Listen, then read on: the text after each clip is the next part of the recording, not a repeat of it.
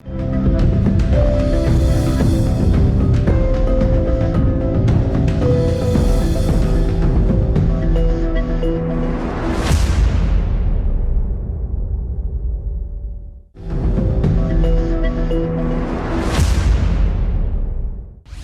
is a public health leader with over 25 years of global experience. Any other doctor who finishes MBBS, I wanted to practice here in my own state and my own country. He is the president of the Global Foundation for Health and Hygiene in Washington, D.C. So I moved to Timor, East Timor, which I should say changed the entire outlook, entire experiences. That was a new beginning for me. He is also part-time director for the public health at Diaspora Technologies in Geneva. Whatever time I had with me, I used to spend for the Indian community. NewsX proudly presents the VaKu Diaspora Dialogue with Dr. SS Lal. Hello and welcome. You're watching NewsX VaKu and my name is Bika Sharma. Today we are joined with a very special guest, Dr. SS Lal. He's a public health leader with over 25 years of experience working across the globe, mainly on infectious diseases control programming in a wide variety of health systems. Now, he's currently working in multiple roles. He is, first of all, the president of the Global Foundation for Health and Hygiene in the United States. He's also a professor and head of public health, Global Institute of Public Health, India. And he's also a part-time director for public health at Diaspora Technologies in Geneva. He has also, on top of it all, taken over the role as the president of the Kerala chapter of the All India Professionals Congress. It's good to have you, Dr. SS Lal, on the broadcast. Thank you. Nice meeting you. If you could shed some light into this 25-year-old vast career, where you have traveled across the world, in Switzerland and the United States, and you've worked with the biggest health organizations of the world, including the World Health Organization. How has the experience been like? What motivated you to travel to all these parts of the world? Yeah, it was a very different experience. I should say I was not entirely prepared for this journey or anything. Like any other doctor who finishes MBBS, I wanted to practice here in my own state and my own country. I was reluctant to go out. Many of my classmates went to US and UK or Middle East, but I didn't want to go. But there was no public health course at that time in India. So I started working in surgery, psychiatry, many departments I tried. Some work in neurosurgery, some work in drug de-addiction and all. So I was experimenting many things. At the same time, I had my own clinic and my own NGO where I worked. At some point, I was working for the government. And I finished my MBBS in 1990. And in 1997, the first institute to start Master of Public Health course, MPH, in the whole of the country was in Trivandrum, the National Institute. It's called Sri Chitra Institute. That started first time MPH course in the whole country. So it was like walking distance, I should say, 2-3 kilometers from my home, which is in the medical college campus where I did my MBBS. So I was lucky to be one of the first 8 students, MPH students in the whole country. So I finished Master of Public Health in 98. And then next year, within a year or so, I got into WHO. So at that was a time when WHO was recruiting doctors for supporting National Tuberculosis Control Program of the country. There was a revised program that started in 97 or so. So WHO picked a team of 16 people all over the country, and I was one among them. I was based in South India. I was looking after Kerala, South Tamil Nadu, and Lakshadweep. That's how I started in 99. And in 4 years, I got selected as a national professional officer, for which I had to move to Delhi. So I spent some 4 years in Delhi.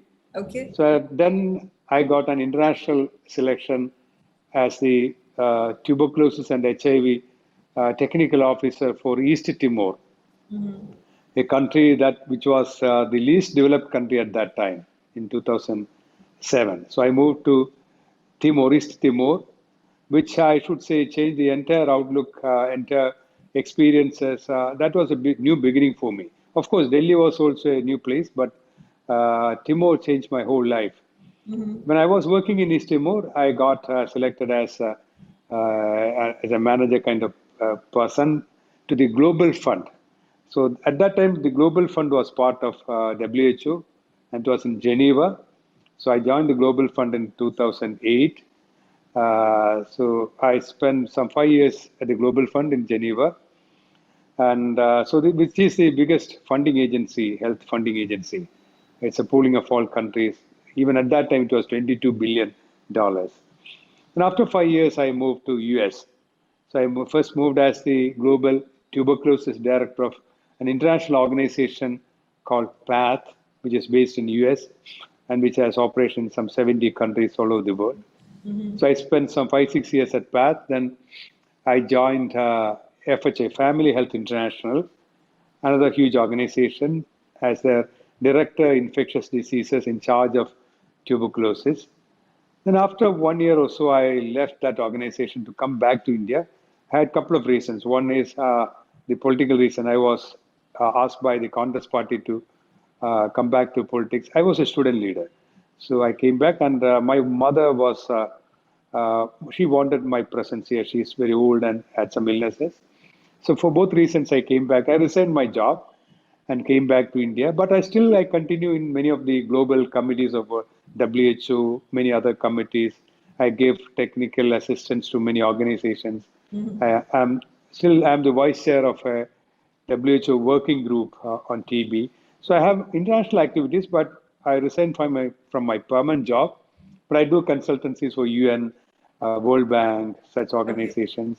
I'm still in the international field, but my base for the time being is shifted to Trivandrum, Kerala, India. Okay, And I had the opportunity to travel a lot. Yes, absolutely. You've narrated it all. You've lived in Africa, you've lived in Europe, in Switzerland, Geneva, United States, and having such Timor. a massive experience at this point of time in the last 25, 26 years of your career. What is the kind of difference that you feel between India and Western nations, especially in the United States and in Europe, and also the medical facilities and services that are provided in both these different parts of the continent? Yeah. So I'm originally from Kerala, where health services, health systems are really good. When I was in Delhi, city was excellent, but the periphery, the healthcare was not that good. And I started seeing people dying due to weather conditions. Summer people die, and in winter also people die, which doesn't happen in Kerala. So that was a big learning. So you have huge multi-specialty hospitals, but people die on the road just because they don't have homes or they don't get treatment.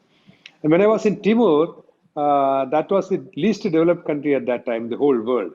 So there were hardly 10 or 15 doctors in the whole country, and most of the hospitals were managed by nurses. And the quality of training they received also was not that great. So it was a kind of, if you are lucky, you will survive. If you get bitten by a snake, or if you get heart attack, if you are an important person, you'll be airlifted to Australia. Otherwise, you die there. So that was the kind of situation. Totally collapsed government system. UN was running the show mostly, even though there was a parliament and a government. When I shifted to Switzerland, it was excellent. Everything was perfect and kind of. But the thing is, if you suspect a fracture in your leg, you take your car and go to your hospital with your relative or whatever. You will wait for 5 or 6 hours in front of that hospital, inside the hospital, before somebody takes an X-ray and checks your injury. The thing is, we learned that in case of an emergency, you have to call an ambulance and go in an ambulance when everything is considered as a kind of emergency. And so you have to wait. In India, people can break a hospital, throw stones if somebody is not seen at the same moment the patient reaches the hospital. But in Europe, and especially in Switzerland, you have to wait. And so to get consultation of specialists, you have to wait for weeks. So that was kind of it. But once you are in the system, you are taken care of very well. Very systematic, very organized. They practice very good medicine and all. Okay. And you need insurance. If you don't have insurance, you are nowhere. Nothing works out. Yes, absolutely. And after moving to US, probably the best healthcare system in the whole world. everything is perfect. The standard of care is excellent. That happened in Switzerland also, in the US also. In India, what happens is you go to a doctor, you don't know whether he is originally a doctor, whether he is a quack. Quacks are caught after 15 years. And Yeah. somebody was practicing as a cardiologist for 15 years without any degree. So this can happen in India. But in the US, even if you go Laws with and super restrictions. special, yeah, even if I'm a doctor with super specialty and from India I go to US, you have to go through all their exams and qualifying exams, and you have to do residency for a few years. And so the minimum standard, standard of care is, the baseline is very high Very in the high. US. So but again, I have seen people dying on the road, or homeless people and people without insurance. They cannot have their treatments done. So those kind of, so if There you are don't have pros money, and if you don't have cons. insurance, you are Yeah. nowhere. But the Okay. quality of care you receive, the quality is It's excellent. I'm advanced. not saying that India doesn't have good doctors or good hospitals. Probably if you compare between the best hospitals in the US and India, We'll they'll be have at the Indian same level doctors. of, yeah, will be same level, or maybe we'll have some advantage also in terms Okay. of cost. Okay. But Okay. that is not uniform across the country in India, but in the US, the minimum standards is uniform across the country. Okay. I'll move on to the next question about you having given to the community, the Indian community, while living in the United States, while living in Switzerland. Are you part of several of these forums and organizations? And what kind of agendas, what kind of message and narratives are you looking forward to spreading across the diaspora community, as well as people in general in the United States or in Switzerland? Yeah. So I used to be part of the Indian community wherever I lived. I have been traveling all over the world, so I Yeah. had very limited time. But still, whatever time I had with me, I used to spend for the Indian community. So I was part of the overseas contest leadership. I'm the president of IAPC, Indo-American Press Club. I'm the president still. Yes. We have a chairman. I'm the Yeah. president. I operate from here, Okay. and I used to run TV shows in the US. So when SARS, this COVID-19 started coming in US, even Yes. before we had the epidemic in India, so I started doing television programs from the US for Indian community and Okay. telling people what it is and interviewing doctors. So I've been very active in the social field, and there will be Indian associations and all. So I was part of all these organizations, especially in contributing to the community. And of course, to the American people also, because I was working for an organization which was mostly funded by US aid. So I had to do things for the US people also. Okay, looking at your political journey, that has just about started from Kerala, are there affiliations and political ones that you are looking to align with in United States as well, or are your Uh, political ambitions going to be I, limited? I, Yeah. Yeah, I think globally, my concerns are also global, but my political interventions and interactions are mostly in India. Even when I lived in outside India for more than 2 decades, all my political interactions and other interactions were mostly confined to India or Indian people living outside. So, of course, I'm not. Of course, I watch politics. I have leanings, or I had my own support to Democrats and things like that. But I was not engaged in party work, and so all the party work, political work, is mostly in India. And I belong to Congress. I was a student leader when I was a medical student, and even before that. So Okay. I was a college chairman, elected chairman of the medical college as well as the university college before joining medicine. So from the KSU side and from the NSU Congress side, probably I'm the only one chairman from NSU for the last 50 years from the university college, because that's a college dominated by left parties, Okay. Student Federation of India and all. Okay. So I continued to be a politician, but when I was with WHO and all, I could not directly get involved in politics. But Okay. now I have resigned last year.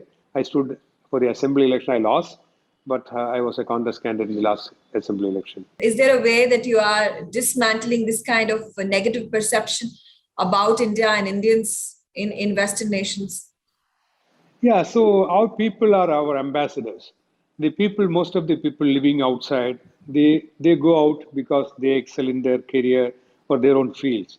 So most of these professionals, of course, there will be some political influence and things like that, but generally they perform very well. So yeah, so by you look at international organizations, companies, even WHO, World Health Organization, the chief scientific officer is Dr. Soumya Swaminathan. She's the topmost scientist in the whole of WHO. So Yes. people look at India through these people also. Of course, they read newspapers and watch television, unfortunately, but they look at our professionals and uh, what do you call people who have been successful in their lives, and people are holding key positions in many countries. So India is seen through such people also, which is a big relief. Absolutely. Absolutely. I'm running short of time, but it's been fantastic to have you on the broadcast, Dr. Lal, and wish you all the very best for the next leg of your journey. You have shifted to India and you continue to traverse to United States where your family and your work also is. And looking forward to having you and hosting you on NewsX VaKu in the future as well. Thank you, Megha. I too enjoyed this interview. Thank you. Thank you very much.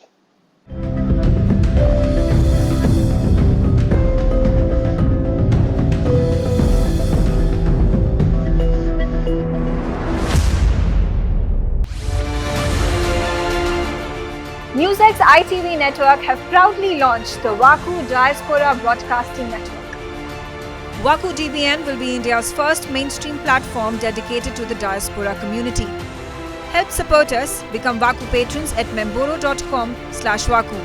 You will get the first access to our interviews, make recommendations, merchandise access, ask questions and get a shout out of thanks on our TV shows. You can also suggest to us who should get the VaKu Golden Chakra Awards and also tell us who should get into the VaKu Hall of Fame. Limited memberships are available at 100 rupees per month on Memboro VaKu. Sign up now, log on to memboro.com/VaKu.